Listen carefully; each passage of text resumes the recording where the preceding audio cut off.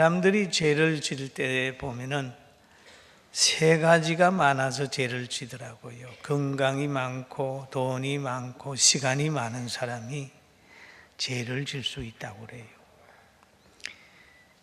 그러나 이것이 또 어떤 의미에서 이것이 있어야 행복하다고 또 얘기를 합니다. 그런데 제가 목회하면서 이 세 가지보다 더 중요한 게 있어요. 그게 뭐냐 하면 사명이 있어야 되고, 그 다음에 복음이 있어야 되고, 사랑하는 사람이 있으면 돼요. 할렐루야. 그래서 우리가 사명이 있고 복음이 있고 사랑하는 사람이 있으면 뭐 다른 것 좀 부족하다 할지라도 다 넘어갈 수가 있어요. 극복할 수가 있습니다. 여러분, 오늘 부활의 날에 이렇게 우리가 즐거워하는 것은 우리의 죄가 예수 그리스도로 인하여 다 사해졌기 때문에, 사해졌을 뿐만 아니라 이제 예수님이 부활의 첫 열매가 되셨기 때문에 우리도 부활의 산 소망을 가지고 이렇게 기쁨으로 하나님 앞에 예배를 드리고 있습니다. 할렐루야. 여러분, 주님 부활을 믿습니까? 믿습니까? 믿습니까? 예, 그렇습니다. 하나님께서 사람을 아주 자기 형상으로 글자구로 만들었어요. 흙으로 빚으시고 코에 생기를 불어넣습니다. 사람이 생명이 됐어요. 그러니까 이렇게 사랑하고 귀하게 만들어서 에덴 동산에다가 거기에 살게 했어요. 특별한 곳이죠. 그러나 그 은혜를 알지 못하고 뱀의 유혹을 받아서 하나님의 말씀을 벗어나는 거예요. 그러니까 하나님과의 관계가 깨어져 버리니까 그가 가는 곳곳마다 자연히 저주를 받습니다. 에덴을 잊어버렸을 뿐만 아니라 그는 저주의 씨앗이 되어버렸어요. 아담과 하와가 가는 곳곳마다 땅은 가시와 엉겅퀴를 냈습니다. 이때부터 아담과 하와는 고생이 시작이 된 거예요.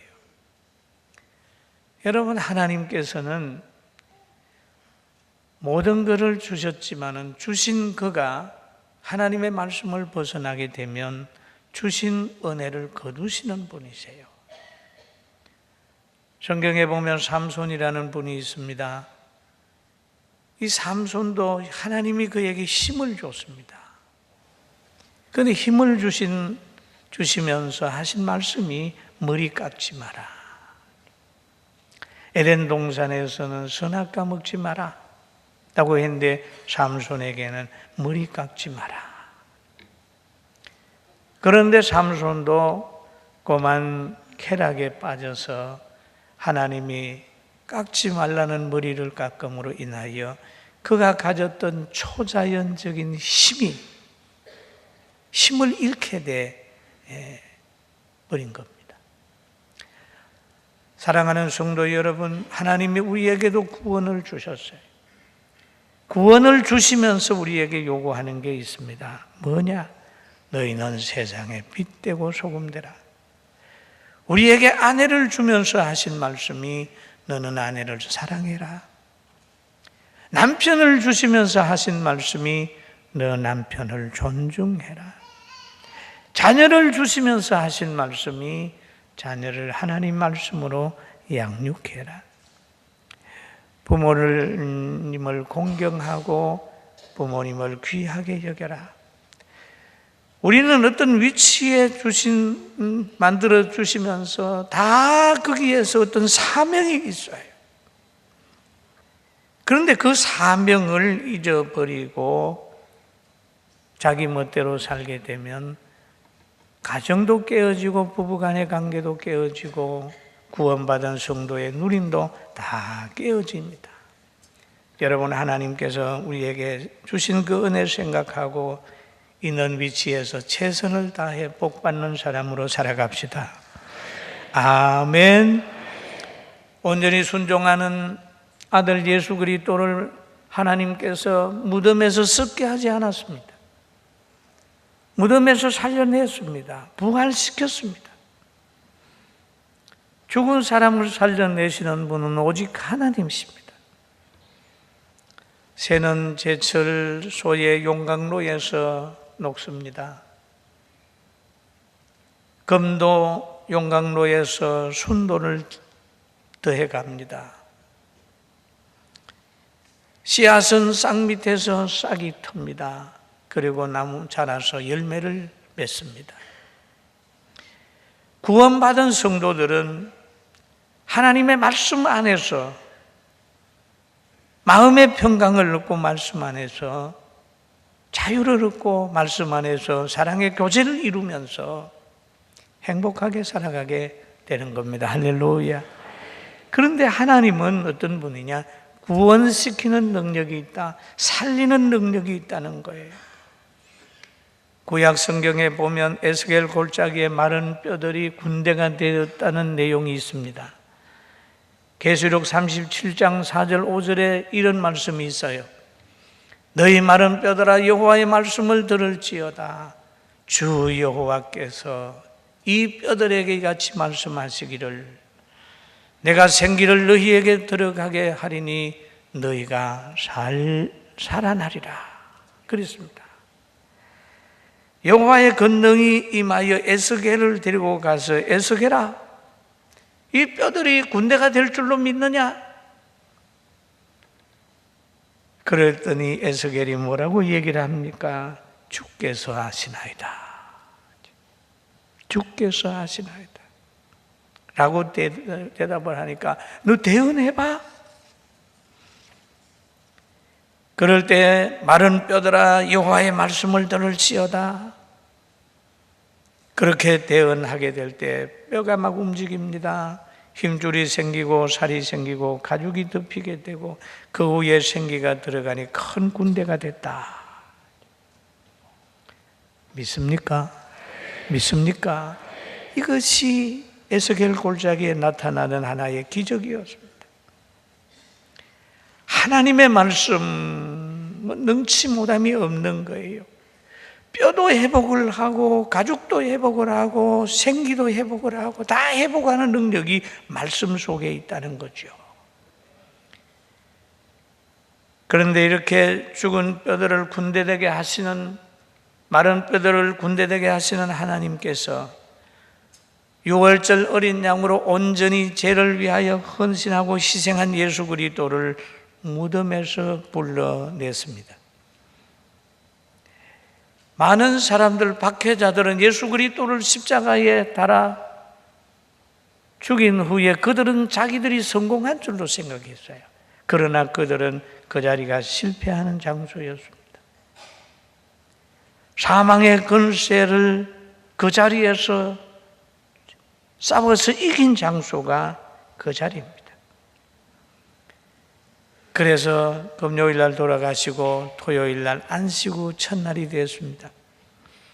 평소에 예수님을 존경하고 그 기적을 보았던 여인들이 새벽에 어디로 가느냐? 무덤으로 찾아가고 있습니다. 찾아가서 보았더니 무덤이 빈 무덤이었습니다. 왜 그럴까요? 예수님이 살아나오셨기 때문입니다. 빈 무덤을 보고 여인들은 근심하기 시작을 했습니다. 누가 이렇게 하셨지? 주님이 어디 가셨지? 근심하기 시작했습니다. 누가복음 24장에 보면은 이런 말이 있죠. 이로 인하여 근심할 때에, 빈 무덤을 보고 근심할 때에 문득 찬란한 옷을 입은 두 사람이 곁에 섰는지라 여자들이 두려워 얼굴을 땅에 대니 두 사람이 이르되 어찌하여 살아있는 자를 죽은 자 가운데 찾느냐? 여기 계시지 않고 살아나셨느니라. 갈릴리에 계실 때에 너희에게 어떻게 말씀하신지를 기억하라 라고 얘기를 했어요. 기억하라. 어떻게 살아있는 사람을 죽은 자 가운데서 찾느냐? 여러분, 살아있는 주님을 어떻게 죽은 주님처럼 생각하느냐? 살아계신 주님을 어떻게 죽은 주님처럼 취급하느냐? 우리가 신앙생활 하면서도 죽은 주님처럼 생각하고 하나님이 안 보는 줄 알고 신앙생활 하는 분도 계셔요. 그런 분들 없게 되길 주의 이름으로 축원합니다. 하나님 살아계셔서 우리를 보호하시고 우리를 치료하시고 우리를 변화시켜 주시고 우리를 온전하게 하시고 부활을 하셔서 그 소망을 가지게 한다는 것을 늘 마음속에 가지고 살게 되길 주님의 이름으로 축원합니다. 하나님은 부활시키는 능력이 있다. 다음에 부활의 아침에 기뻐할 수 있는 사람이 있어요. 부활의 아침에 두려워하는 사람도 있습니다. 무덤을 지키는 군병들은 겁이 나서 땅에 엎드려 죽은 사람같이 됐지만 부활의 아침에 예수님의 무덤에 갔다가 희망에 찬 여인들이 있었습니다. 부활하신 주님을 만났기 때문입니다. 그럼 이 여인들이 어떻게 무덤으로 가셨을까요? 예수님을 사랑했기 때문입니다. 사랑의 힘입니다. 사랑의 힘. 우리 성도들 중에도 어머니들을 보면 참 나약해요. 그러나 자기 남편이나 아이가 어려움을 당하게 되면 아주 용기가 나서 힘이 생겨서 그걸 지켜냅니다. 힘이 있어서 지켜내는 게 아니라 사랑의 에너지예요. 사랑의 에너지. 이 여인들이 무덤을 찾아가는 것은 사랑의 에너지예요. 존경하고 사랑하는 사람이 있는 그곳에는 가게 되는 거예요. 하나님을 사랑하는 마음이 있으면 하나님을 믿게 되는 겁니다. 사도 바울이 예수 그리스도를 만난 후에 부활의 신앙을 가진 후에 죽음의 길도 박해의 길도 피해가지 아니하고 하나님 기뻐하는 길로 가게 된 거죠. 사랑하는 마음이 있으면 물질 초월의 신앙이 있습니다. 마리아가 예수님을 사랑했기에 300데나리온의 옥합을 그에게 깰 수가 있었습니다. 어머니가 자녀를 사랑할 때 그 자녀를 위해서라면 자존심도 물질도 뒤로 하고 그 자녀만은 살리려고 노력하는 모습을 우리는 이 세상에서도 가끔 볼 수가 있습니다. 그런데 하나님이 부활시키는 능력이 있었고 예수님도 사람을 살리는 능력이 있었습니다. 마리아와 마르다와 나사로가 한 집에 살다가 나사로가 먼저 죽어버렸습니다. 그런데 예수님은 먼 길을 떠나 계셨기 때문에 세상을 떠나는 그 현장에는 없었습니다. 예수님이 그들의 마르다와 마리아의 부름을 받아서 와 보니까 이미 날이 지나서 나흘이나 지났어요. 나흘이나 되었는데 예수님은 마리아와 마르다를 보고 말합니다. 야, 가보자. 너 오라비 어디에 묻혔는지 가보자 라고 하니까 그 무덤으로 가는 거예요. 요한복음 11장 39절에 말합니다. 그 무덤에 가가지고 예수님께서 이르시되 돌을 옮겨 놓아라 하시니 그 죽은 자의 누이 마르다가 주여 죽은 지가 나흘이 되었음에 벌써 냄새가 나나이다. 이 말 속에는 예수님 살 소망 없습니다. 끝났습니다. 썩어 가고 있습니다. 이미 마르다도 포기를 한 상태입니다. 그러나 예수님은 아니야, 옮겨 놔봐. 그래서 예수님 말대로 딱 돌무덤을 옮겨놨습니다. 열어놨어요. 이럴 때 요한복음 11장 43절 우리 같이 한번 큰 소리를 봅니다. 이 말씀을 하시고 큰 소리로 나사로야 나오라 부르시니 죽은 자가 수족을 배로 동인 채로 나오는데 그 얼굴은 수건에 쌓였더라. 예수께서 이르시되 풀어놓아 다니게 하라 하시니라. 그랬죠. 하나님은 에스겔 골짜기에 마른 뼈들을 군대되게 하셨는데 성자 예수님은 살아계실 때에 죽은 나사로를 살려냈어요. 이런 능력이 예수님에게 있었습니다. 그리고 하나님은 또 부활시키는 능력으로 예수님을 부활시켰습니다. 이 현장을 또 부활의 현장을 본 이 막달라 마리아와 요한나와 야고보의 모친 마리아가 또 다른 여자들과 함께 그 현장을 보고 막 기뻤어요. 그래서 두려움과 기쁨이 막 교차되는 그런 마음을 가지고 사도들에게 달려갑니다. 사도들이요, 예수님이 사셨습니다. 부활하셨습니다. 살아나셨습니다. 이렇게 얘기를 하니까 사도들이 누가복음 24장 11절에 이렇게 그 여인들을 평가하고 있습니다. 같이 봅니다. 사도들은 그들의 말이 헛탄한 듯 들려 믿지 아니하니 그랬어요. 여러분, 사도들은 예수님이 부활한다는 소식을 그 예언을 했거든요. 사도들에게 했는데 잊어버린 거예요. 성경 많이 본 사람도 성경의 역사가 이루어졌다고 하면 안 믿는 사람 많잖아요. 지식으로만 알지 실은 안 믿는 사람이 많다고요. 성경 엉뚱하게 가르치는 사람 보면은 성경을 자기 나름대로 해석을 해가지고 아주 위험한 길로 왔다 갔다 하는 사람도 있습니다. 그래서 이 여인들이 그렇게 얘기를 하게 되니까 사도들 중에는 허탄하게 보는 사람도 있었는데 그 중에 베드로는 그 말을 두고 뻘떡 일어났어요. 현장으로 뛰어갑니다.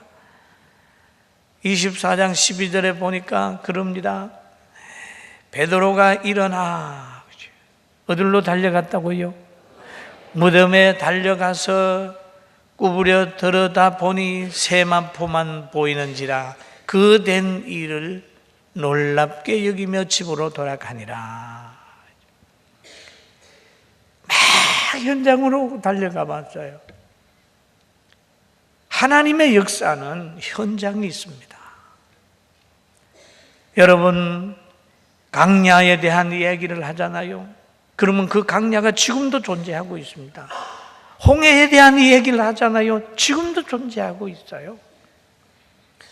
베스다 강야 얘기하는데 그 강야가 지금도 존재하고 있다는 말이에요. 달려가 봤어요. 달려가 봤더니 여기에 보면 세마포만 보이는지라. 성경에 보면 이런 말이 있어요.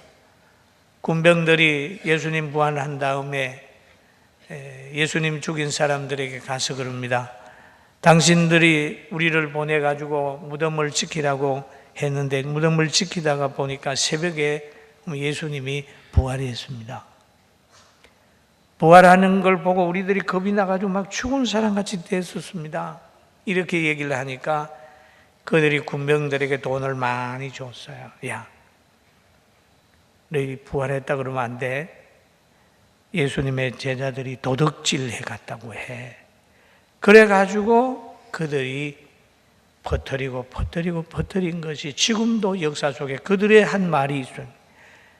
역사가 굴절된 거예요. 잘못된 사람들은 항상 역사를 굴절시켜요. 그래서 군병을 만난 사람들은 예수님의 제자들이 도둑질해 갔다고 한 말을 듣고 예수님의 제자들과 현장을 목격한 베드로나 여인들을 만나면 예수님 부활하셨다. 여러분과 저는 부활했다고 하는 정통한 소식을 오늘 듣고 있습니다. 할렐루야. 참 귀하죠. 그런데 우리가 부활절을 맞이하면 왜 이렇게 즐거워할까요? 우리하고 뭔 관계가 있을까요? 부활의 첫 열매가 주님이 되셨기 때문에 우리가 이렇게 행복해하는 거예요. 우리도 다시 주님 가신 그 길 가고 주님처럼 살아날 수 있다는 그 믿음을 가졌기 때문에 우리는 행복해합니다. 할렐루야. 베드로전서 3장 21절 같이 한번 봅니다. 물은 예수 그리스도께서 부활하심으로 말미암아 이제 너희를 구원하는 편이 곧 세리라. 이는 육체의 더러운 것을 제하여 버림이 아니요 하나님을 향한 선한 양심의 강군이라 라고 했죠. 부활하신 주님이 사망의 권세를 이겼었어요. 사망의 권세를 이기신 그 예수님의 제자들을 찾아오셨습니다. 찾아오셨어요.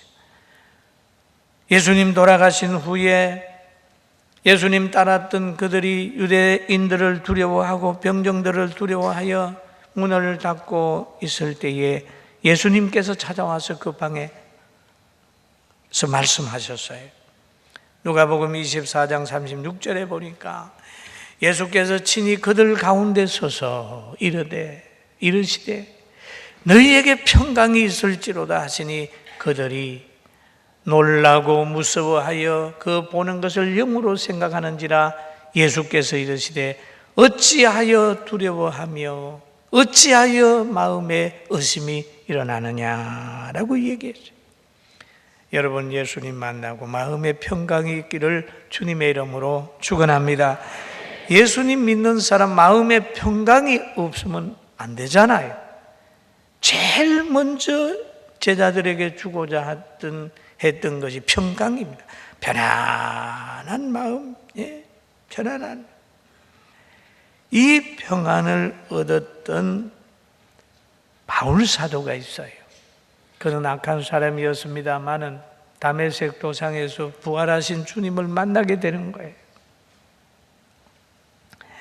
만난 후에 그는 그리스도의 사람이 되었어요. 그리스도를 전하다가 보니까 박해하는 사람들로부터 많은 어려움을 당하게 됩니다. 그래서 사도행전 16장 23절에 보면 많이 친 후에 라고 얘기를 한 걸 보면 바울이 많이 맞았다는 말이죠.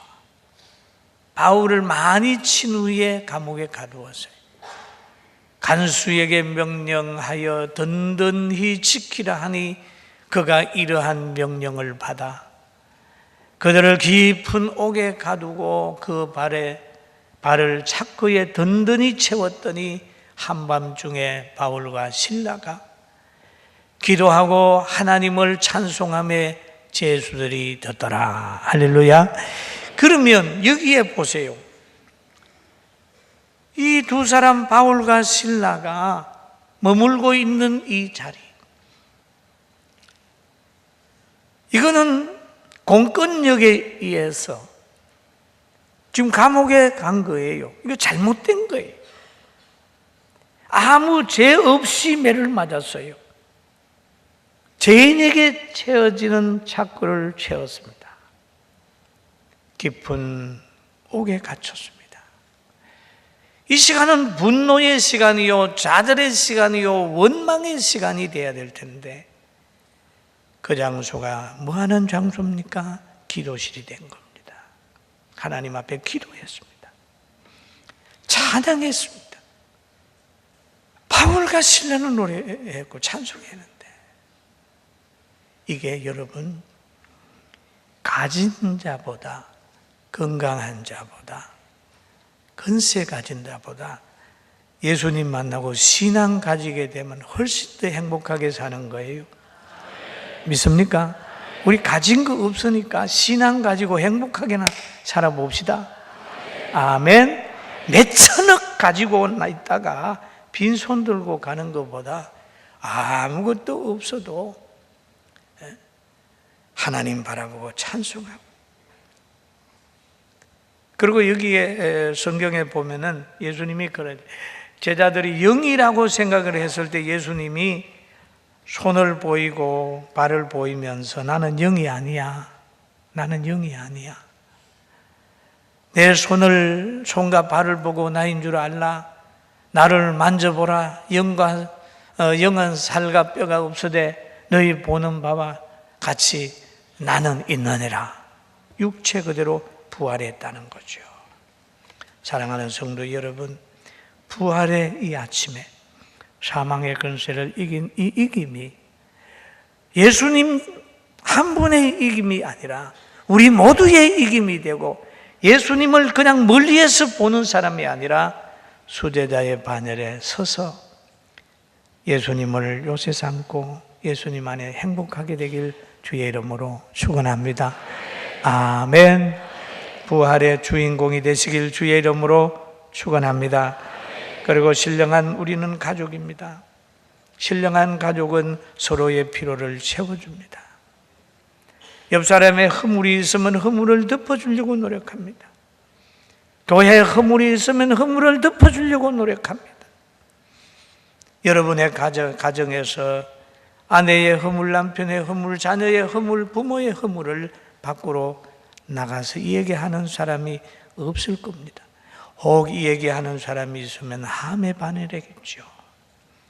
신령한 가족들이 피로를 채굴해서 상대를 항폐시키지 말고 연약한 부분 잘 도와서 힘 있는 사람이 섬기고 있는 사람이 또 헌신하고, 가난하고 병든 사람들이 교회에 와서 위로받고 회복하는 그런 환경이 되기를 주의 이름으로 축원합니다.